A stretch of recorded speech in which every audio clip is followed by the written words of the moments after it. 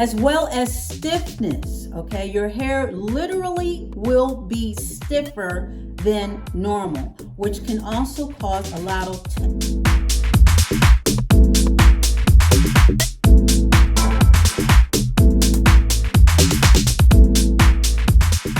Hey guys, welcome back. What's up, subbies? And hello to all the newbies. That's anybody checking me out, perhaps for the first time, just wanted to peek in and see what was going on. Peek no more. Come on in, and come on in. Have a seat and come on in, because today we are going to continue our over and under talk. We talked last week about underprocessed hair, and then before that we talked about overprocessed hair. So today we are going to talk about, a lot of people refer to it as protein overload. We're going to say protein imbalance, but no matter what, it is definitely a shift in the balance of protein versus moisture in your hair. So we're going to break this down just a little bit. We're going to touch on it. First of all, what exactly is it? Well, I'm so glad you asked. Simply put, when the presence of protein outweighs the amount of moisture in your hair, this can cause an imbalance. And we all know that the whole protein and moisture relationship is a delicate twosome that must be maintained. And when one becomes more than the other, you can have problems. You can have an issue. So what are some of the signs of this issue with an abundance of protein in your hair? So some of the signs are dryness, brittleness. If your hair easily breaks almost just at the touch or just after combing, it's hard to detangle, it seems stiff, it seems unrelenting as far as there's no elasticity in your strands, there's no give, therefore causing a lot of breakage, and it can also cause a lot more shedding. This protein imbalance, that may be the cause of what is going on if you're noticing a lot of these things happening. Now, as we already know, your hair is already made up of protein, specifically keratin, okay? Keratin is at the core of your hair strength, like literally. It is the heart of your hair. It is the nucleus of your strand. It is the HPIC, the head protein in charge. Can I hear an amen out there? All right, come on now. Keratin is very important as far as keeping your hair strong, as well as providing shine and its overall health. Maintaining and supporting this protein in your hair is crucial to your hair's health. So we definitely want to maintain, again, the protein in our hair. So being that our hair is already made up of protein, proteins are good for the hair, okay? So let's not get it twisted. It's good for our overall health. Even when you take it in, you want to have a protein as far as what you're eating. So that can also be said as far as topically, what you are putting on your hair. You basically want to subsidize what protein you have in your hair without overloading it, without overwhelming it, and without going overboard. So with that being said, some of the causes of this protein imbalance can be when we use a lot of protein-laden products, especially protein treatments that are really heavy hitters. And you know what I'm talking about, the heavy hitter ones that are geared hardcore towards strengthening the strands. When you're using that and not balancing out that treatment with something moisturizing, that could tip the scales as far as the whole balance. Remember, we're always talking about balance. So that can tip the scales as far as the balance of protein and moisture in your hair. It can tip it towards the protein in your hair and not balancing it out with the moisture in your hair. So now you have an abundance of protein, okay, weighing down or sitting on your strands and not bringing in enough moisture or depleting that moisture, okay, from your strands. So that will cause an imbalance. And a lot of protein treatments can be drying. So again, when you're using a lot of these heavy duty proteins and not balancing it up with moisture, you can have an imbalance. So even though proteins are good, we like proteins, we like to eat it, and we like to put it on our hair, we don't want to go overboard, because too much of a good thing can be a bad thing, which is what we said before about a lot of things. Just like too much moisture, today we're talking about too much protein. And again, we want something that'll subsidize and support the protein that we have in our hair, because we are naturally built with protein in our hair. So anything that you use, you want to support the proteins in your hair. But we don't want to overwhelm the protein in our hair. Does that make any sense? So we want to support but not overwhelm the protein in our hair, because overwhelming it, again, tips the scales and can cause this imbalance in our hair, in our strands, thus making it weaker. Okay, so proteins make it strong, but an overabundance of protein can actually make your hair weaker, thus causing all of those symptoms that I named earlier, as far as breakage and the tightening and the loss of elasticity and all those things. So what are some of the things that we can do to address this protein imbalance in our hair?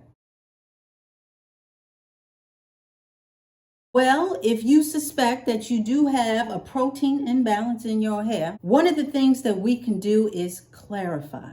We want to clarify our hair of any of the proteins in the products that we have used that have sort of compounded on our strands. We know that clarifying shampoos not only get rid of the excess oil and dirt from our hair, but it can also get rid of a lot of the residual products, okay? Anything that has been left behind as far as our products, including some of the proteins and other things that are in the products that we use. Clarifying does just that. It clears the strand. It clears the strands of any residue or anything residual left over from the products that we use. So that's a good start. Start clarifying your hair. Of course, another way to address the imbalance is to lay off of the protein treatments. You know, protein treatments are basically out there to repair hair. So once your hair has been repaired, you don't need too many more hardcore protein treatments, because your hair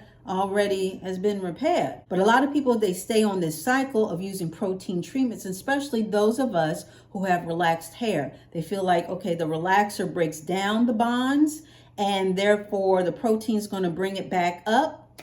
And again, if you're on a certain cycle or schedule with the protein treatments and that's been working for you, that is absolutely fine. You keep doing what you're doing. What I'm saying is that protein treatments are supposed to be in your medicine cabinet of hair products, okay? They're your go-to when you need to repair your hair. But a lot of people cannot do that, or should not do that as often as others. So my thing would be to stay away from the hardcore protein treatments, because, you know, even in your regular products, there are proteins out there that will help support the protein in your hair, will help subsidize and support the protein that's already in your hair, which is the keratin. So you don't need to do a whole lot of keratin treatments and protein treatments thinking that you are helping your hair, because a lot of times you may be hurting your hair. Your hair was already built with everything that it needs to thrive. Sometimes things can get out of balance. So that's when we look to protein treatments. If it's a protein deficiency or things are a little off with the protein, we want to basically subsidize and support the protein that we already have in our hair. But if you don't have any damage, there's no reason to really go to these things, because again, not only do we have protein in our hair, but a lot of the products that we use, they have proteins in them, okay? So that again helps support the proteins that are already in our hair. It works with them. So I want you guys to keep an eye on using these protein treatments because I think a lot of people use them without necessity. You know, you don't really need them. And on top of that, using a protein treatment on top of another protein treatment, meaning something that's hardcore, that is, you know, laced with keratin or whatever, and then you're using a shampoo that's laced with keratin, and then a keratin-based conditioner, and all these are reparative. That can cause an imbalance of protein versus moisture in your hair. So you want to look out for products that say repair or reparative, and look at the ingredients and see what kind of proteins they're talking about, because you could be bombarding your strands with protein that you don't even need, that's not even necessary. And one of the keys to looking at the ingredients on your products, again, if it's listed with keratin or biotin, we know that that's a strong protein. You want to look out for those words. Anything that says hydrolyzed, that's also protein, okay? As well as if it's listed towards the top of the list, if on the back of the bottle is listed at the top of the whole list of this and that and yada, yada, yada, that means there's a higher concentration of that particular ingredient. So you want to be aware of that as well. So just another thing as far as looking at regaining that balance, don't overwash your hair. Don't be going crazy with a whole bunch of shampooing and this and that, because again, it's about that imbalance. So we want to focus in on that moisture. And we know that washing more can bring on more dryness and exacerbate this whole imbalance of moisture versus protein. Okay, you're going to be depleting all the moisture in your hair, and basically gives the presence of protein a bigger presence. So we don't want to overwash our hair, and we want to use moisturizing products. We got to bring that moisture back up in our hair. Remember, it's moisture, moisture, moisture. And this is true even with this whole protein imbalance. We got to get that moisture up and get things back in balance. Come on now. When using heat, because heat can further dry out your hair, okay? We want to use heat sparingly. I know a lot of y'all don't even touch heat. We already got on that. I already know. You don't have to tell me.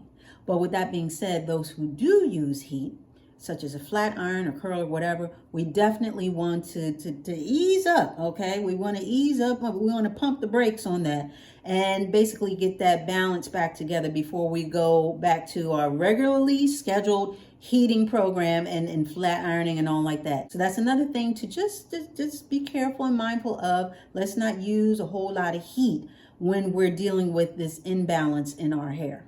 As well as, now you already know what my go-to is. You know what I'm about to say. It begins with a T and it ends with an M. It's 4 letters, and I'm going to let you guess. Trim. You got to trim those ends, okay? Keeping the ends trimmed. Again, it helps mitigate any further breakage. It keeps those split ends at bay, and any type of damage as far as this protein, abundance of protein in the hair, trimming will help. That's naturals or relax. That's for everybody with hair on your head. Trim those ends.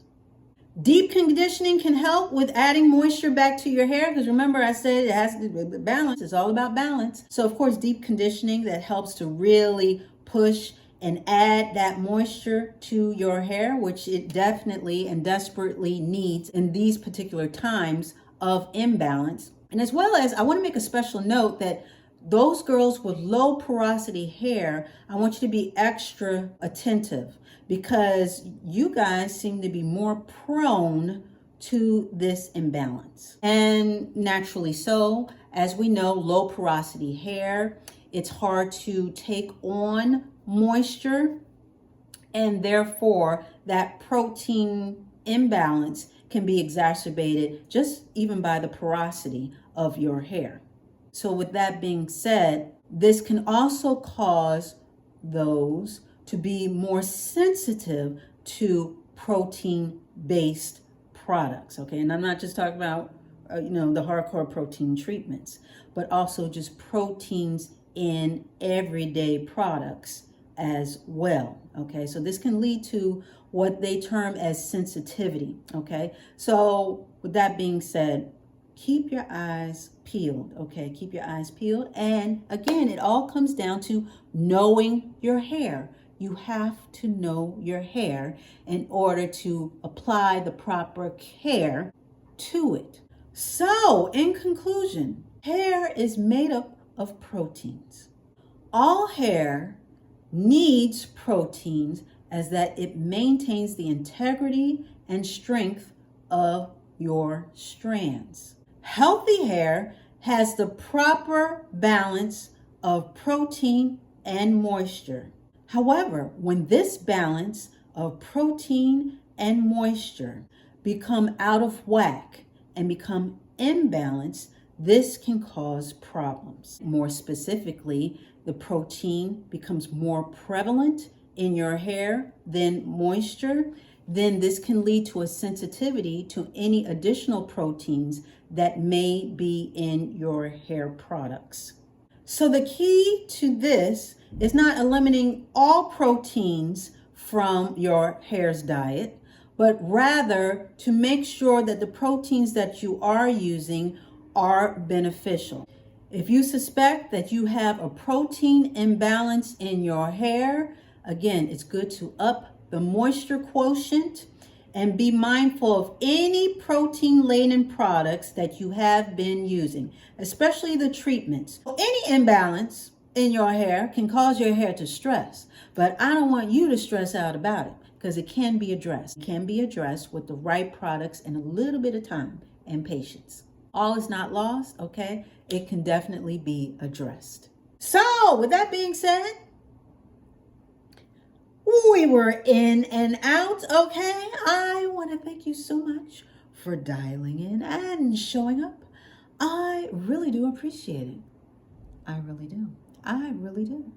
And yeah, we'll be back talking about some more stuff. We got some more stuff on the list I'm excited about. I'm hoping that you're excited about it too. So you gotta come back for that. So you already know. It's going to be the same Dolce dial. It's going to be the same Dolce channel. So you come on back.